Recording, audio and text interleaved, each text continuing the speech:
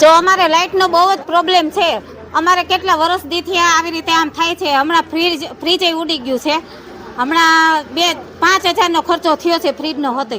અને રાતે 12 વાગે તો 12 વાગે લાઇટ વહી જાય છે. 4-5 કલાક ક્યારે તો વહી જાય છે. એટલે આનો સોલ્યુશન શું કરવાનો? આપણે ઘડીક થાય તો, અને મોટરું તો ઉપડતી જ નથી કોઈને. આમાં પાણીનો પ્રોબ્લેમ બધાને બહુ જ થાય છે. પાણી વખતે જ કોઈને આ લાઇટ જ નથી હોતી અને મોટરો ચાલુ જ નથી થતી કોઈને.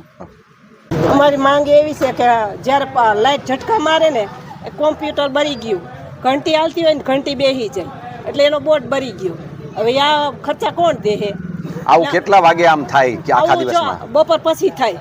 સવારમાં 9 વાગ્યાથી 3 વાર લાઇટ વહી જાય. 2-3 વાર ઝટકા મારે એટલે ફ્રીજ તો આપણે ચોટ ઉતાર્યું, નકર એ બળી જાય તો આપણે પછી આ ખર્ચા કોણ પૂરા પાડે? નુકસાની શેની નુકસાની આ કોમ્પ્યુટર આ બધી કેટલા 100 રૂપિયાના લેમ્પ ઉડી જાય. ઘડીએ લેમ્પ નાખવા ને. આજે અમે જીએબીને એટલી વિનંતી કરીએ છીએ, મારી જેમ આ બધા જ બહેનોનો પ્રશ્ન છે. સવારે અમારા નાના બાળકો સૂતા હોય છે તો પણ અમારે પાવર વધઘટ થાય, ક્યારેક વધી જાય ક્યારેક ઘટી જાય. એના લીધે પંખો ચાલતો હોય 5 ઉપર, પણ જ્યારે એક ઉપર ચાલતો હોય ને એવો પંખો થઈ જાય છે. વોશિંગ મશીન પણ ચાલતા બંધ થઈ જાય છે. ત્યારે સરકારને એટલી વિનંતી છે કે અમે રેગ્યુલર બિલ પણ ભરીએ છીએ તો છતાં અમને આવો અન્યાય કેમ? આ અન્યાય ન થવો જોઈએ. અને હવે આગળ આવું થશે ને તો અમે રેગ્યુલર પગલાં પણ લેશું અને સરકાર સામે અમે ગમે એ કરીને આગળ વધી અને એને સ્ટેપ ઉપર સ્ટેપ અમે જે થતું હશે ને રેગ્યુલર કાર્ય કરશું.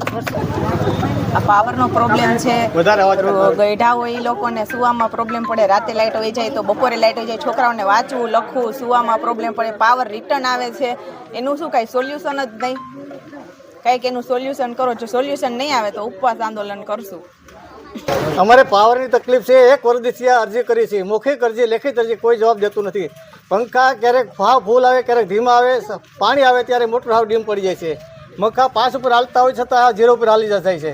પછી બીજા નંબરમાં કોઈ જીબી વાળા આવતા નથી. આવે તો જોઈને વયા જાય છે.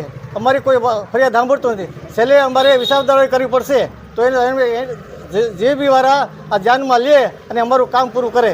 અઠવાડિયામાં નહીં કરે તો અમે ગાંધી સીધી મુજબ ઉપવાસ ઉપર ઉતરશું. આવી અમારી માગણી છે.